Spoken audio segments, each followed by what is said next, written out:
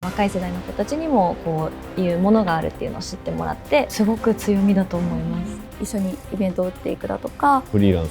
の人を活用してもいいと思うんですけど、誰にどう売っていくかっていうその手段ってやっぱり難しい。めちゃくちゃ魅力的な商品なのかなと思って。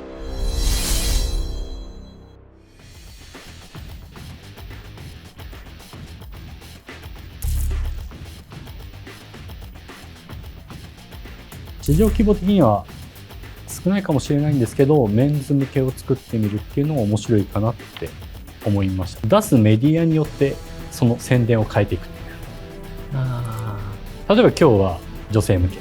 別のメディアとか出るときには男性向け。男性向けの方はある程度お金が持ってる人の方が使いようなイメージは私あるんですけど、そこで儲けていく。値段は1万円ぐらいにすれば買います。高ければいいだろうって思ってるところもあったりするんで。基礎沈着ですとかお肌トラブルリスクが黒いことによって、下げられたっていうのが一番差別性なのかなというふうに感じたので、お肌の弱い方にターゲットされるべきだと思いました。その時に我々でお手伝いできることがあるとしたら、当社のグループに2000人ぐらいのインフルエンサーと各パートナーの方々がいっぱいSNS 使ってる方々囲ってますので、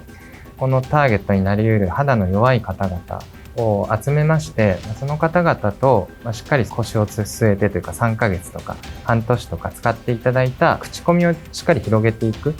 その口コミマーケティングの企画でしたり推進といったところを我々でやらせていただくと、よ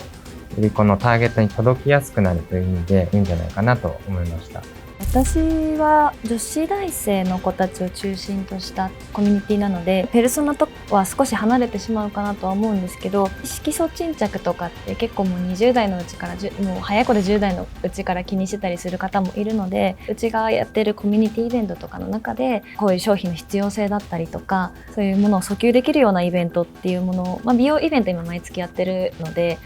そこで一緒にコラボをして若い世代の子たちにもこういうものがあるっていうのを知ってもらって使ってもらうっていう機会を設けられたら面白いんじゃないかなと思いました。想定されてるペルソナの層の方々がある程度年齢が高めの方でバリバリ働かれてる女性だとか、まつげ美容液使ったことがあってで肌が弱いとか、健康に関しての意識が高い方だったりするかと思うので、うちも自社の事業として卵子凍結のマッチングサービスをやっていたりとか、その前段階の血液検査のキットを販売していたりするので、卵子凍結に関心がある層って20代後半以上の年齢の方で、ある程度所得が高かったりとか、将来に関して真剣に考えている女性の層が多かったりするので、すでに弊社が持っているコミュニティの中の女性に対して何か一緒にイベントを打っていくだとか、もしサンプルとか作られた場合にはそういったサンプリングとかそういった形で一緒にコラボできるのかなと思いました。弊社は結構採用の支援の会社なんですけど、今日話してたワードって割と広告代理店の勤めてる人だと大体経験あるような部分があるなというのを聞いてたんですけど、松井社長って60歳に見えないぐらいお若いとは思うんですけど、やっぱり広告とかネット広告の右腕とか正社員で1人採用できればそれはそれでいいと思いますし、副業的な形でもいいと思いますし、フリーランスの人を活用してもいいと思うんですけど、やっぱりそのネットDX したい、ただ担当がいないからできないっていう会社が非常に多いので、そういうご支援してますので、はい、お役に立てればなと。すごい勉強になりました。本当ありがとうございます。一番思ったのがやはりこの LP、そこまで全然考えてないのでターゲットと合ってないっていうのと、可愛くしたかっただけなんですよ。箱も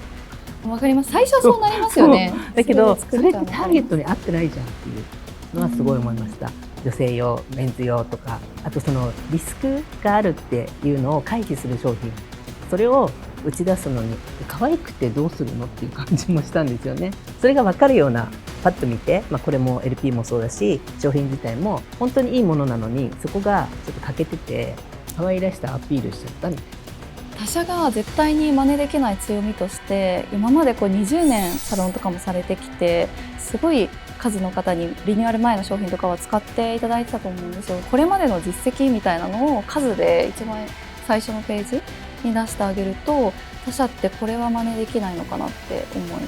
す。そこも普通のことだからあんまり思ってなかった感じ。すごく強みだと思います。マーケティングってプロモーションにとどまらず商品開発とかも含めてだと思うんですね。つまり世の中にある商材の中で独自のポジショニングを取っていくっていうのが商品開発ですし、独自の打ち出し方をしっかりして届くようにするっていうのがプロモーションということだと思うんです。その要素だと思うんです。そういう意味だと世の中に他がなくて、この商品の強みっていうのはやっぱ黒くてとか色素沈着になるのを防げるっていうそこなのかなと素人ながらで感じたので、プロモーションするにしてもそこを押し出すべき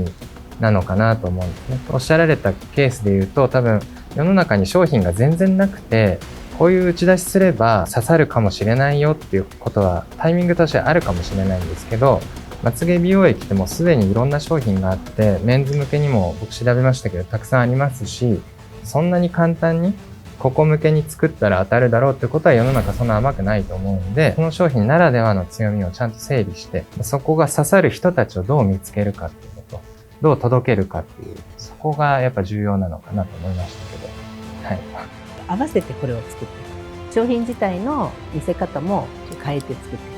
サンプルができるかどうかは調べないとわからないんですけど、それもやれたらやっていきたい。いろんな人に知ってほしいっていう意味では、やっぱりネットが一番いいのかなと思ったんですよね。値段さえ合えば若い子にも使えるかもしれないっていうのが今日分かったので、チャレンジしてみようかなって思ってます。今日はいろいろ教えていただいた5人の社長さんたちの意見すごい参考になって、全員といろいろもしねつなげられたら嬉しいなって思うんですけど、本当に勉強になりました。ありがとうございます。いろいろ変えていきながらまたテストしてやっていきたいと思いますので、よろしくお願いします。よろしくお願いします。お願いします。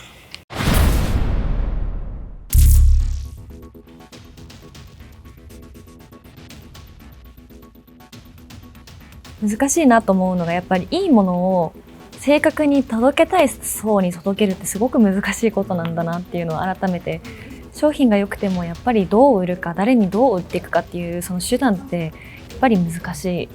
やっぱビジネスって面白いなって改めて思いました。奥が深いです本当に。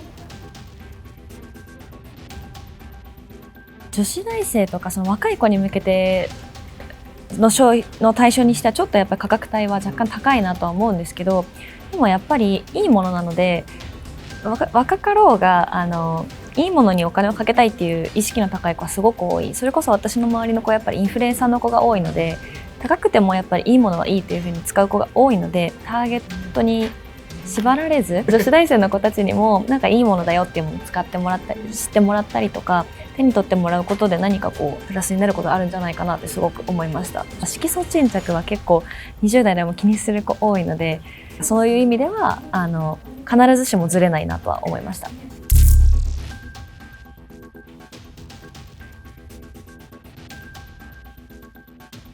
今はちょっと専門外すぎて、はい、ちょっと採用でお役に立てるぐらいしか残せなかったなと。変なことも言えないじゃないですか。間違ったことも、はい。なんでね、特にマーケティングとかはそんなに詳しいタイプではないので、そんな感じでございました。ありがとうございます。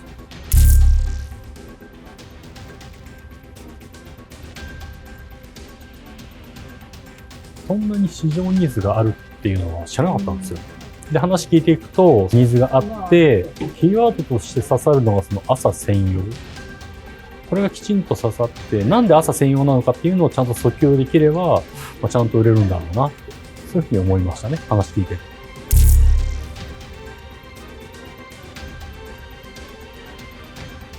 る。なんか私、まつげ美容液普段からたまに使ったり購入したりしていて、すごく好きな商品でもあって、で最近やっぱり周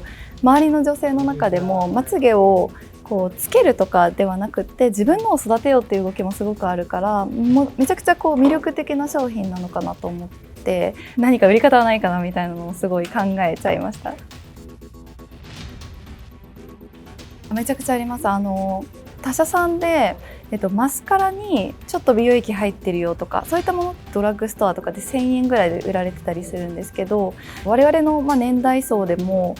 マスカラは塗りっぱなしで寝れないけど、なんかこういった美容液メインでちょっと色ついてるみたいなのであれば、夜でも使えたり寝る時も使えたりすると思うので、めちゃくちゃ需要としてはあるし、競合との差別化もしやすい商品なのかなっていうのは思いました。ただちょっと価格帯が高めだったので、ちょっと原価はわからないんですけれども、下げれるだけちょっと下げてみるっていうのも LP 作って売ってみて売れ行きがっていうことであれば下げてみるのも一つ手段としてはあるかなっていうのは思いました。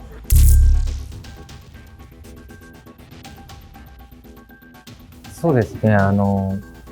いろいろ似たような製品あるのかなと思ったんですけど、色素沈着を防止するためにあえて黒くしたっていうことと、だからこそ朝専用なんだっていうのは、とても独自性が強くて、いい商品だなと思いました。そうですね。僕自身も肌がすごく弱くて、どういう商品使うか悩むことが多いんですけど、まつげ美容液とかも色素沈着があると怖いなと思いつつ、確かに黒くて色ついて取ればいいじゃんっていうのは理にかなってますし、それのおかげでまつげもちょっと長く見えて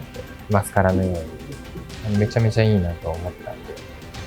伝え方次第で全然使われる商品になるのかなと思います。